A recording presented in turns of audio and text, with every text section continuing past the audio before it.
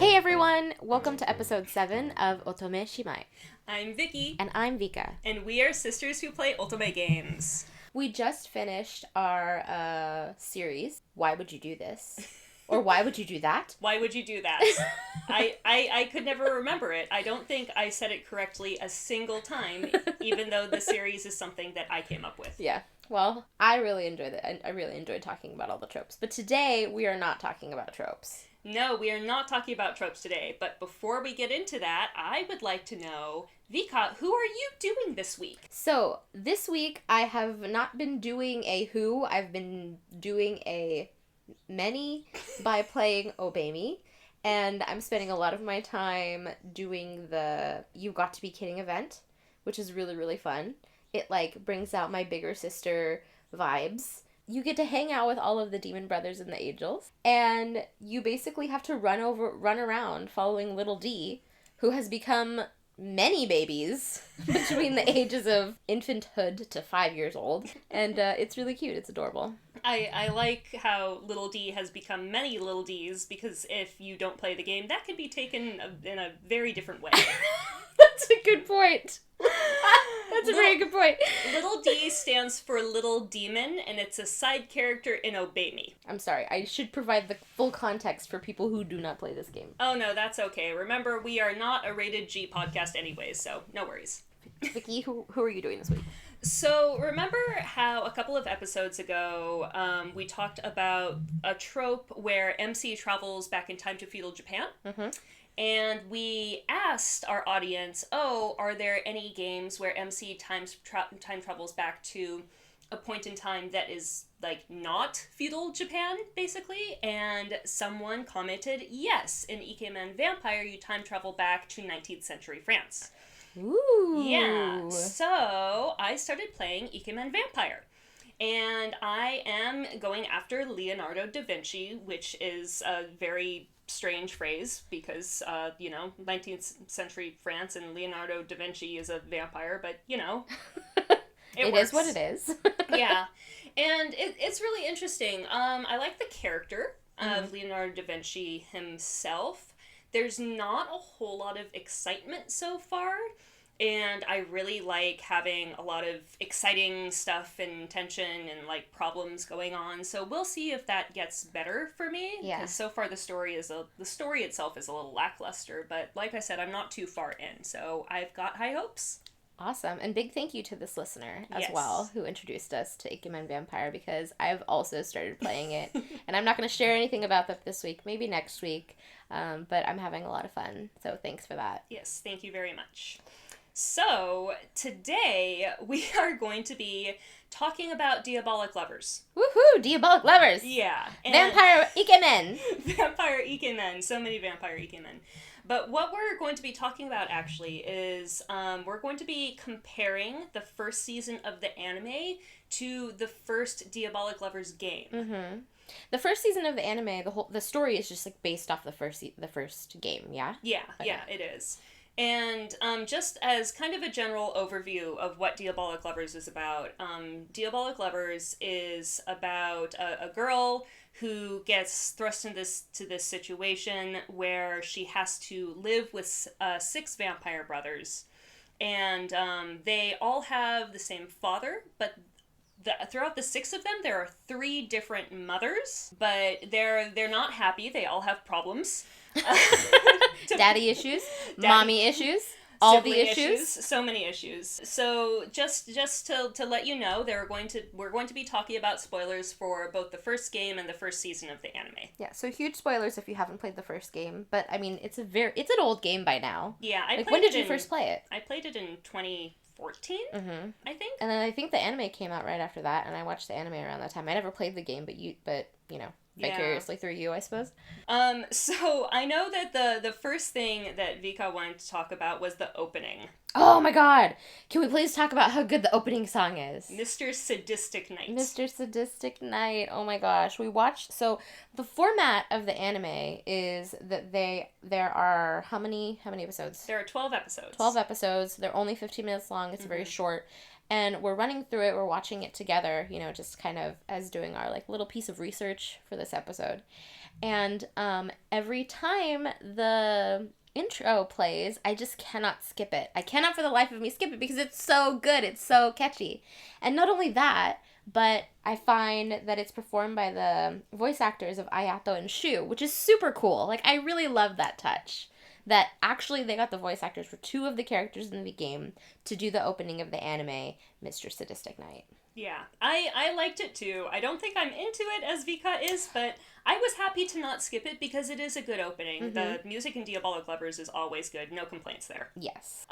So it's the way that they did this anime was really interesting.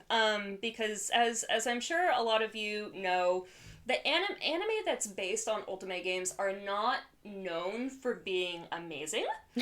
And there are a couple of different ways to do it. One is you can do kind of the general plot of the overall game, mm-hmm.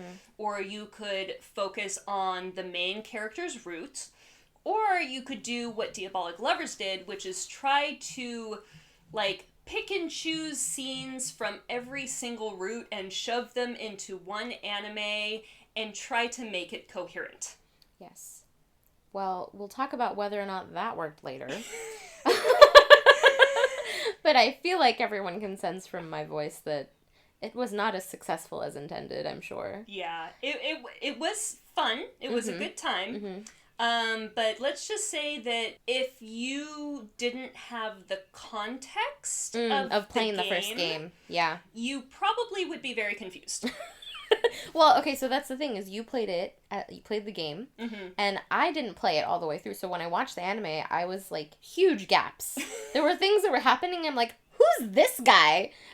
What's the deal with all the heart and the blood, and is everything okay, and why is she there? Like, I had no idea. Nothing's okay. Nothing's ever okay in a Diabolik Lovers game. That's actually true, yeah.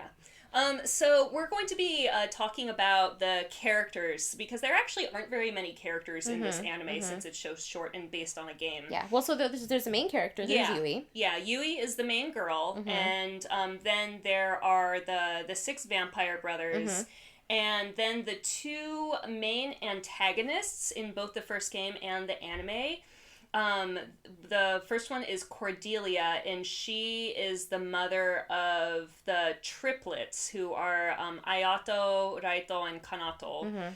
And then Rihita is the second main antagonist, and he is the brother's father's younger brother, so he's their uncle. But wait, he's the brother's father's younger brother? I'm sorry. He's the brother's uncle. Is that better? Whose brother? The brothers. All of the brothers. Oh, he's their uncle. Okay. Okay. Got it. Excuse so me. He's their uncle because he's Karl Heinz's brother. Yeah, he's their uncle because he's their dad's younger brother. Exactly. But he is also Cordelia's lover. He's having an affair with his older brother's wife. Now that is a really messed up family situation. Oh, that's not even the tip of the iceberg, and you know it. So we're going to be talking about what goes on with the characters in the anime and mm-hmm. versus what goes on in the game. We're going to be talking about a couple of scenes that happen for each character and whether they were actually in the game or not, and whether they made sense in the anime or not. Yeah. Can we talk about Yui first? Because I feel like she's the center of this whole universe. Yui is the center of everyone's universe. Mm-hmm. I really like Yui. I really love Yui, but I also really hate Yui. Yeah. And, like, you know why, I've said this on the podcast before, that I think she's a sweet character, I think she's well-meaning, but she just makes the worst decisions. Like, she just really, no common sense whatsoever. Yeah. Yeah, and you know, actually in the anime I had really high hopes for her, because in the first 2 episodes she actually made quite a few decisions. Like, she gets thrust into this situation. Basically, her dad tells her, like, you're gonna go live with distant relatives, and puts her in a taxi, and she gets dropped off at this house, and she finds these 6 vampire brothers. Well, first she finds a dead guy, and she's like, oh my god, his heart's not beating. Then he wakes up and he's like, I'm a vampire, you idiot. That's true. So, you know, that's a pretty normal reaction. If you walk into a house and find a body and that is cold and the heart isn't beating, you're probably going to freak out. Yeah. So she spends the first 2 episodes having relatively normal reactions. That's true. She asks questions. Yeah. She tries to escape. She tries to escape. Like, good job, first 2 episodes, Yui. Yeah. But after episode 3, Yui and on... That devolves really quickly. She starts, so let's just say, if Yui had a dating profile, it would say, enjoys long walks at night in dangerous areas. I feel like that is one of the most consistent decisions she makes. Almost every scene is her walking around in the forest or on the estate or on the grounds or in some random hallway. Or into someone's room without knocking. Like, you know something bad's gonna happen, and you're by yourself. Not only that, but there's, like, so many scenes of her standing in the rose garden staring at roses. I don't know what the whole thing about roses... Is there symbolism in roses in this game? I think Cordelia likes them. They have a very large rose garden. Yeah, of every color. White roses, red roses, all the roses. Yeah, a lot of blue roses. Mm-hmm, blue roses, that. too. And it's pretty, but I don't need, like, the episodes are only 15 minutes long. Mm-hmm. I don't need a 1-minute montage of Yui standing in the rose garden every episode staring at roses. Like, come on, give me some character development. I need to know what's happening. Well, there is one piece of character development that I'd actually noticed. So not only, after the first 2 episodes, not only does her intelligence drop drastically, but she also stops speaking in full sentences. That's right. That's so right. She does pretty well in the first 2 episodes talking to people and trying to figure things out, but like you said, once episode 3 starts, it devolves into eto, ano, or just the name of the person who she sees. Yes, exactly. Like, Shu-san. And that's it. Or something happens to her and she goes, Nande? Yeah. Yeah. Why? Why? Every time someone sucks her blood, she goes, why? Like, you're in a house full of vampires. You know why. They're hungry. They sorry, see you as Yui. a snack. I'm sorry, Yui. She is a snack. She's a snack. Oh, okay. So the whole thing about her going to this house and the plot of this story is that she dates all of the brothers, right? Yeah, but in the game. In the game, you get to choose a route, right? So you get to go after Ayato or you get to go after Shu and like you follow their storyline. Yes. But in this series, they did it very strangely and they basically just, I don't know, she dates quote unquote all of them, but there's no consent going on. She's like not into There's no romance, there's no consent, there's kind of a storyline going on. Honestly, it generally follows Ayato's storyline, bits and pieces. Well, yeah, of okay, it. so she still has their mother's heart. Yeah. Right? And okay. she is what? Did I spoil it? No, no, I think we should explain that though. So the whole thing is that Cordelia died. Right. When the triplets' mother died when they were young. And her heart got transplanted into baby Yui. And so the whole thing is that the antagonists, like Cordelia is living within Yui, but Rihita, the uncle, is trying to revive Cordelia, and he can do that because Yui has Cordelia's heart. Yeah. So that's why they're the antagonists. Enough about Yui. Enough about Yui. Can we talk about the brothers? Yeah, let's talk about the brothers. So, who is first? The oldest, of course. The oldest. The leader. The leader? He doesn't do anything. So, we're talking about Shu first. Sakamaki Shu. And he's, I think, one of my favorites in this series because he literally does nothing all the time. He sleeps everywhere, anywhere. He's so disinterested in anything. He doesn't care. And I can't love be it. bothered. I love his apathy. You wish you could be that apathetic. I kind of do. Yeah. So Shu's things are sleeping and music. Yes, music. How do we know he likes music, Vicky? There are 2 ways we know he likes music. One is that he constantly wears earbuds all the time, even though they are in the wrong part of his ear. And I don't know why the animators did this, but in the anime, it's so bad because the earbud sits at the top of his ear. Yeah. Like, your ear hole isn't there. Your ear hole is a bit lower. Yeah. And at some point they fix it, but the damage has been done. I'm like, you can't listen to music through the top of your ear. That's just not how it works. Maybe that's how vampires do it. I guess so. Yeah. But the other way that we know he likes music is that in one scene, he is reading sheet music for the violin. Is he playing violin? There is no violin. There is no violin. He's reading the sheet music. I could have sworn there was a violin in that scene, but no. Mm-mm. And in the game, the fact that Shu plays the violin is actually a really big thing with his character. It's this whole thing about how he was a prodigy with the violin when he was a kid, and then his angry younger brother, who we'll be talking about next, broke his violin because he despises Shu and is a very jealous person. Yes. And so Shu became devastated and stopped playing the violin. Mm-hmm. But the only thing that we get in the anime is that in one scene, Shu is reading violin music and then he drops it. Yeah, that's true. And that he's apathetic. Anytime he interacts with Yui, she comes up to him. I don't even know why she does this. The scene where he's reading the violin music, she walks in and she's like, Shu, help me. And he gets up, come here. And he just starts sucking her blood. And she's like, why? Why are you sucking my blood? Yui, you know why he's sucking your blood. Why did you ask him for help? Well, but the best part of that scene is that he's napping in a mausoleum. That's true. I didn't provide the setup. He is napping in a mausoleum. And Yui decides to walk into this mausoleum and just happens to find Shu. And this is the thing about Yui walking around at night in dangerous places. Yes. A mausoleum on a vampire's estate is probably not safe. No, probably not.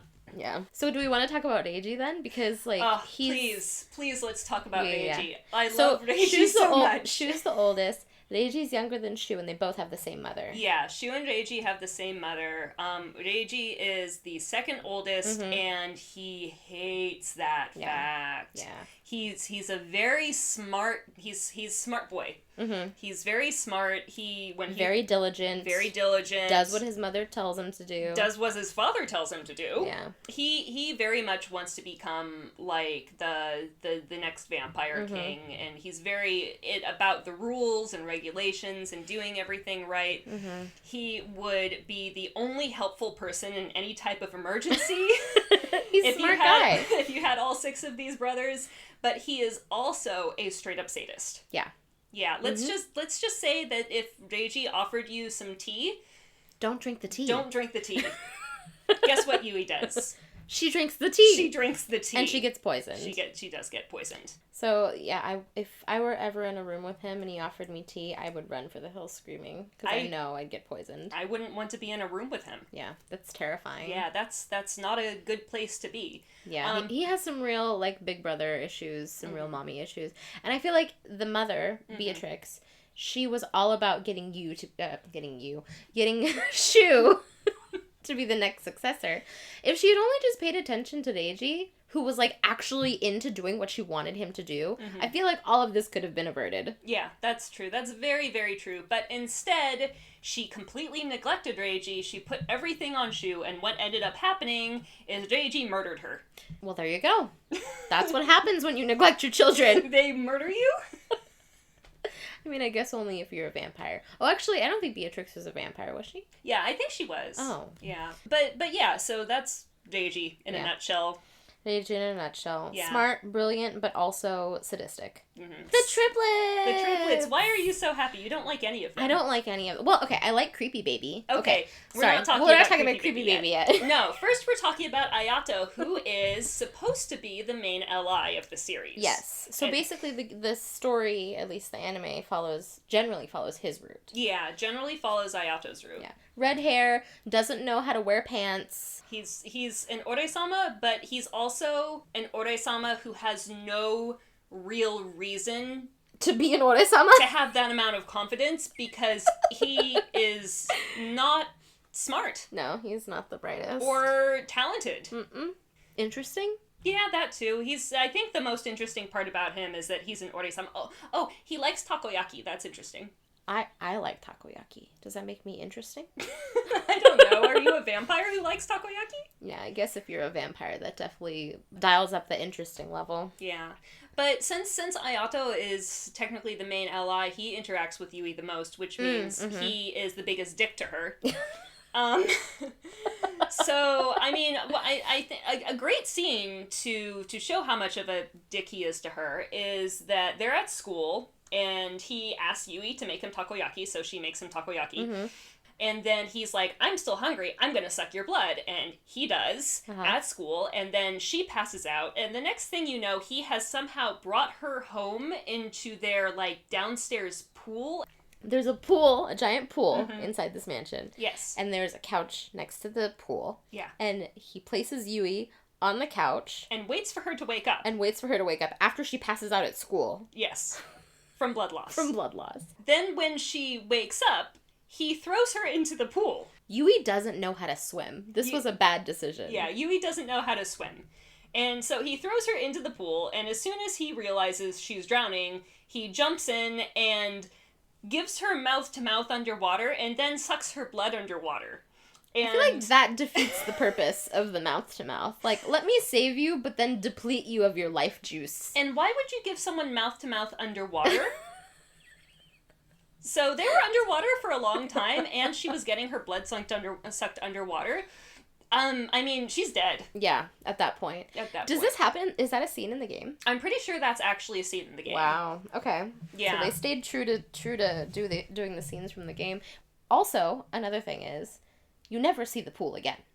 That's true. You never see the pool again. The pool is in one scene, and then it leaves. I feel like they only showed this scene in order to show that Yui can't swim.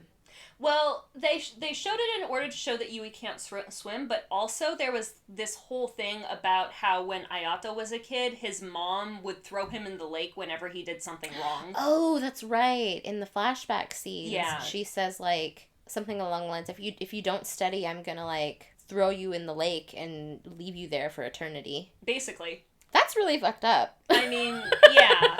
Can you imagine if your mother came up to your room and was like, if you don't study for your math test, I'm going to tie rocks to your feet and I'm going to throw you in the lake for eternity. That's terrifying. Yeah, this game is terrible. Yeah. Like, all of the guys are really messed up and they do terrible things to Yui, but when you, like, find out the backstory and how their parents treated them, how they grew up, it's like you have to at least feel something for them because they're very much a product of the way that they were raised. Yeah, it's a shame. Yeah, Cordelia was a shitty mom. Oh my gosh. Speaking of Cordelia being a shitty mom, let's go to the next triplet, who is Raito. Yeah, and this one is uncomfortable to talk about why she was a shitty mom to him, because they really gloss it over, like, in the anime, and they gloss it over in the game. But I like watching the anime and not playing the game. I would never have known what you're about to explain. I mean, she sleeps with him. Yeah. She seduces her son, and this, just to let you know, this isn't the only incesty thing that happens in Diabolik Lovers, but it's definitely the worst. Yeah, that's terrible. Yeah, so, you know, once again, Cordelia, shitty mom, and the way that Raito reacts to this is he basically thinks that, you know, sex equals affection. Yeah, he normalizes it. Yeah. Oh, that's so dark. Yeah, so, I mean, we don't like his character in general. But you do feel some kind of, like, sympathy or sadness for him. I get it. Definitely. Let's talk about some scenes that Raito is in, because I feel like out of all of the characters, he has the scenes that kind of make you question what the heck is going on. Yeah, that's true.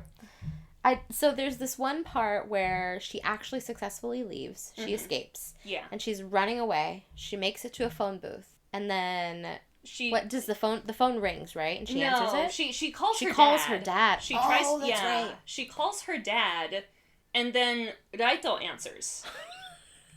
And this is never explained how he does this, because he is much like Ayato. He's not very smart.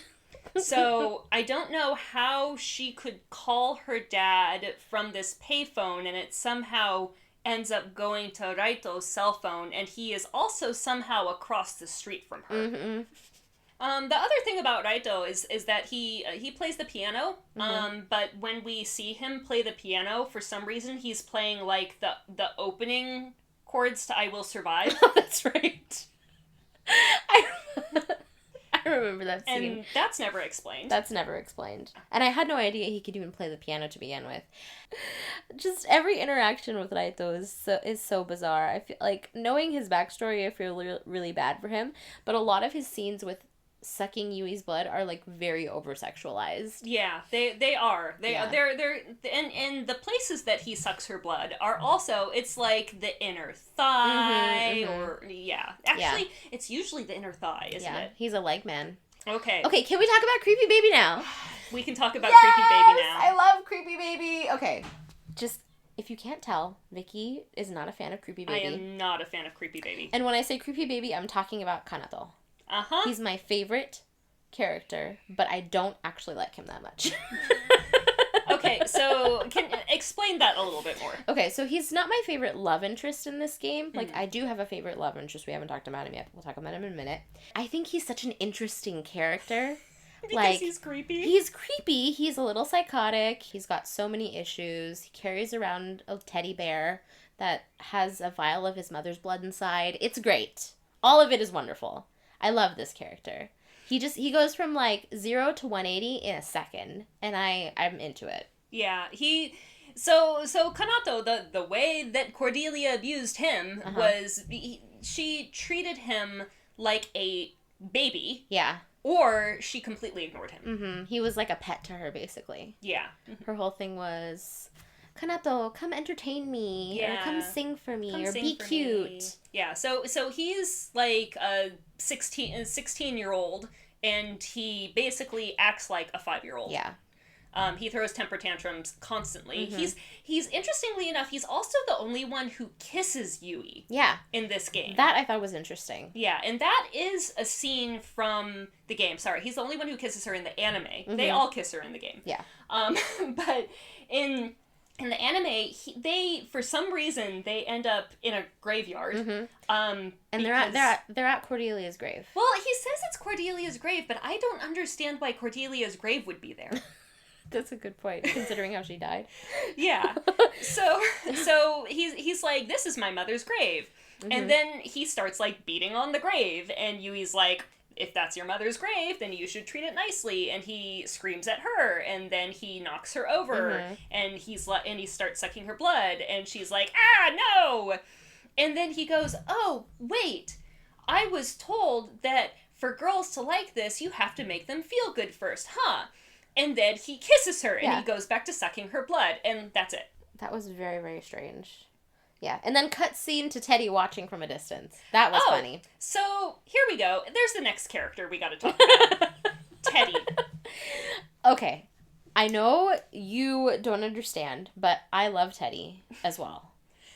Teddy is Kanato's stuffed bear. I love Kanato, and Teddy is an extension of Kanato, and they must have, like, many Teddys around, considering how obsessed Kanato is with him. Yeah. But, like, he's a really important part of the anime. He's always with Kanato in every single scene, and they cut to just scenes of Teddy for no reason, other than the fact that it's a scene with Kanato and then Teddy. It's like, can't have one or the other, you have to have both. Teddy's a voyeur. Anyways, we're on the last brother now. Our favorite brother. Best boy. Yeah, the youngest one. So the baby of the family is Subaru. And Subaru's mother is, this, once again, really sad and fucked up. Subaru's mother's name is Krista. And Krista is his father's cousin. Yeah. So he's a product of incest, and also his mother kind of basically went crazy and they locked her in a tower, and she really did nothing wrong. I mean, he gets angry very easily. He does. He gets angry really easily for basically no reason, and then he gets upset at the fact that he got angry. And you don't see this in the anime. You actually see very little of Krista in the anime, but in the game, in all of the games, actually, you hear a lot more about Krista, and she did the same thing, basically. But Subaru is the best because he is basically the only character in the whole game who shows any type of concern. In the anime series. You're right, in the anime series. Who shows any type of concern for Yui. Mm-hmm. Yeah, this was clear to me, especially when I watched the series, because nobody else really gives a fuck about Yui. No. But he actually, at some point, brings her a knife and says, like, you're gonna have to protect yourself, like, you need to escape. Yeah. Get out of here. And she's like, what? And she doesn't go anywhere, because it's Yui. But still, like, he tries. Yeah, he does. He gives her openings and ways to escape and tells her, you should leave. Mm-hmm. And, like you said, she doesn't, but... He does that, and the thing I don't understand though is when she first gets there, she tries to call her dad and be like, "Get me out of here," and Subaru grabs her phone and he crushes it. I feel like if he actually really wanted to help her out, he probably shouldn't have done that. Yeah, I think he was just mad. He was not happy. Also, Yui had a flip phone. That shows you how dated this is. Yeah, the anime is a bit dated. Yeah. But yeah. Yeah, he does. He tells her to care, and she does not listen to him, which is sad. But that's very Yui-esque. Yeah. So how did all of these brothers come into existence? We've talked about their mothers. We have. They all have the same father. Their father is the Vampire King. Mm-hmm. His name is Karl-Heinz, and he does not appear in this anime. The whole reason Yui is at their vampire mansion is because of him, though. Yeah. And, like, you know, at least from the first scene, that, like, Shu has at some point spoken to him or has heard from him and is like, oh, she's gonna appear, but doesn't really tell anyone about it. So when she appears, they're like, who are you? And Shu was like, oh, yeah, I guess she's supposed to be here. Yeah. Because Karl-Heinz said so. Karl-Heinz doesn't appear very much in the first game either. He does appear, but not very much.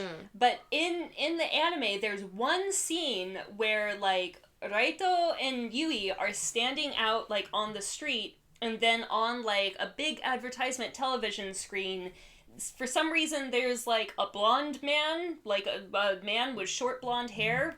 And Raito points to him and is like, that's our father. And I just looked at it and I was like, no, that is not your father. That looks nothing like your father. That's that looks nothing like Karl-Heinz. That's a random blonde man on a... Karl-Heinz is a very tall, intimidating vampire man with long, flowing white hair who looks very much like Subaru. But yeah, so Karl-Heinz is kind of the reason for most of this shittiness, and he does not appear in this anime. Not at all. Yeah. False alarm. False alarm with the Karl-Heinz imposter. False alarm with the Karl-Heinz imposter. But his brother appears. Rihita appears a lot. Because that's the whole part, that's the, like, conflict of the story, right? Is they're trying to bring, or he tries to bring Cordelia back through Yui. Yeah. Having her heart. Yeah, so since Yui has Cordelia's heart, Rihita is trying to revive Cordelia. But Rihita, he's in love with Cordelia. Yeah. They have a thing. While she's married to Karl-Heinz, they have a thing. He's her lover. Yeah, he's her lover. She had a lot of lovers, but Rihita was, like, one of the big ones. I'm pretty sure he lives in their garden. Because that's the only place he appears for most of the anime. Just randomly shows up in the garden. Standing there, watching creepily. Yeah, and the only thing, and his nephews will come up to him and be like, why are you here? And he'll be like, and say something mysterious and walk away. So helpful. Yeah, so helpful. Thanks, Rihita. Thanks, Rihita. But Rihita does not like his brother because he was in love with his brother's wife. Cordelia, triplets mom, really shitty mom. And she dies in a very, very interesting way. Yeah, I mean, she kind of deserves it, to be honest. Like, the three triplets, they, like, take turns in murdering her. Yeah, so... Basically. So the first thing that happens is that Ayato stabs her. And then the second thing that happens is she goes to Raito for help, and Raito pushes her off of the balcony. Yeah. And then after she gets pushed off of the balcony, like, she's dying, and Rihita comes along and is like, oh no, Cordelia, you're dying, and Cordelia's like, please cut my heart out, that's the only way you can revive me, and so he does, and he, like, runs away and I guess puts her heart into Yui at that point. Baby Yui gets a new heart. But then Kanato comes along and finds his mother's corpse. In the rain. In a rose garden. And is like, Mom, you must be cold. Let me set you on fire. It's so morbid. It's absurd. So, stabbed, pushed off of a balcony. Heart torn out. Set on fire. Yep. Really creative. Especially all for one person. Like, that's a lot. Yeah, that's a lot.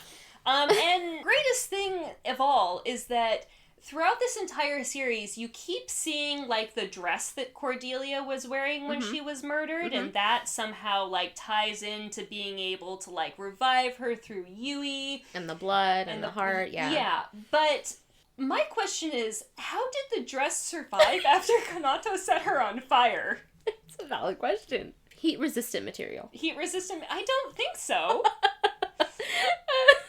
Yeah. But, yeah, that's a good point. Yeah. But anyways, basically what happens is that it gets to the point where Cordelia is able to take over Yui's body.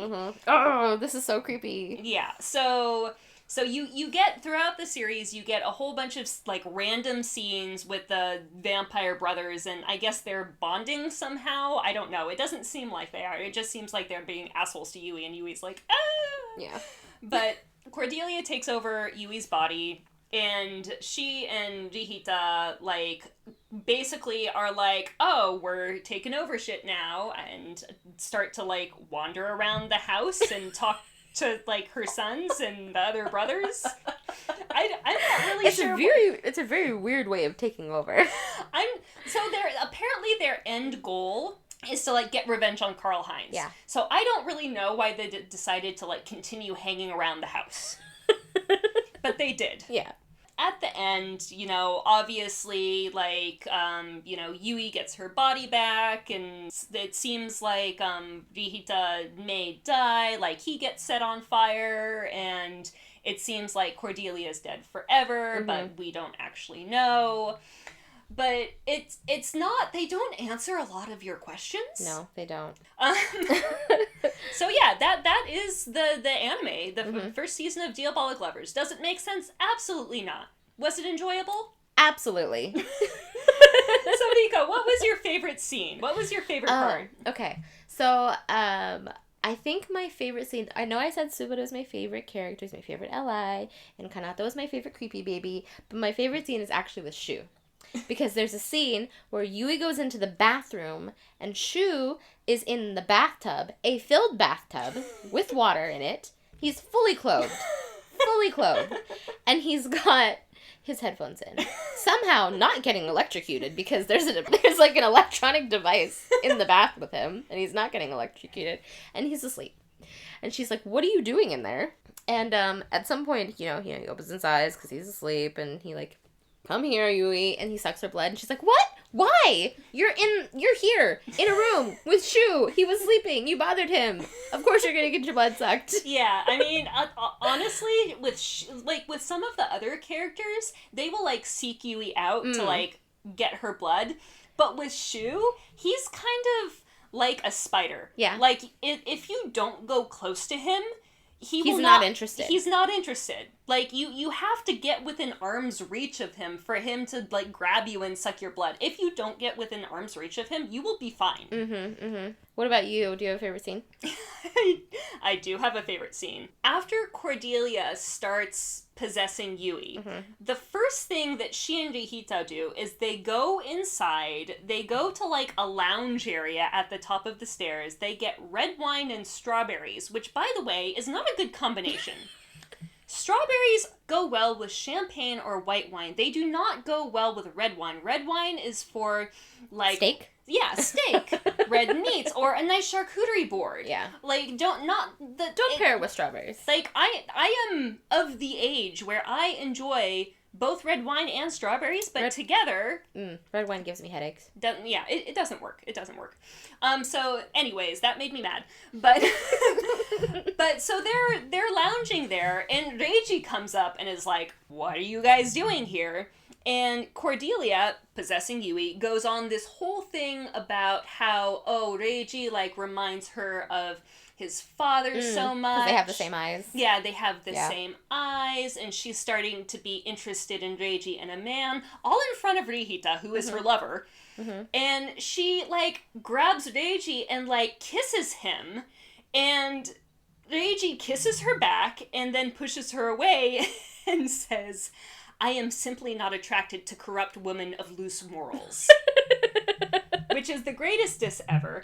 But, that's really good. But, I mean, the whole fact that, like, Cordelia decided to randomly try to seduce Reiji... Right in front of Rihita. Like, there was no reason for this. There was no reason for this. But she does. So yeah, that whole scene where Cordelia's like, I'm gonna make out with my stepson. Very gross. Yeah. Yeah, I also really didn't like watching Cordelia seduce or be sexy in Yui's body, because Yui is not that kind of character. No, she's cute. Yeah. But she does not drip with sensuality like Cordelia does. Yeah. I do have a favorite ongoing thing, though. Yeah. Like, we have favorite scenes, but my favorite ongoing thing about the series is that every time Yui gets her blood sucked, it sounds like they're biting into an apple. That is true. Like, for some reason, in the anime, whenever fangs puncture skin... I swear that's the sound that they used. It was somebody biting into an apple. It's the crunchiest apple ever. It sounds delicious. But, like, every time it happens, it's apple time. Yeah, I love that. Yeah. I really enjoyed this season. Like, it's not good in terms of content. Mm-hmm. I think if you really want to learn about the series, you should play the game. Yeah. Or I mean, the game's not localized. There are fan translations out there, so go and find some fan translations, go and find some blogs, read about what actually happens in the game. Yeah, read the roots through. Yeah. Because the anime, the first season, is not going to tell you anything. No. You'll be lost. It's not going to make any sense. It's going to be complete gibberish to you without the context. Mm-hmm. But I agree. It was enjoyable for me. Yeah. I thought it was absolutely hilarious. Yes.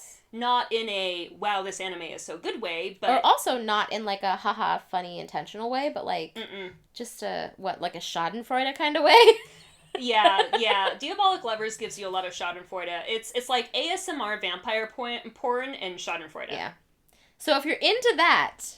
Go ahead and watch this. This is for you. Yeah. Well, thanks everyone for listening to us today. I feel like I had a lot of fun going through Diabolik Lovers and telling you guys about the story and the series. Yeah, definitely. This was a lot of fun. Next week, we're actually going to be doing the sequel with season 2. Yes, so stay tuned for that. Yeah. And please go ahead and follow us wherever you're listening to this. And we also have a Twitter and an Instagram if you're interested in figuring out what we're up to and want to get some updates. Mm-hmm. Yeah. Thanks for listening. Bye. Bye.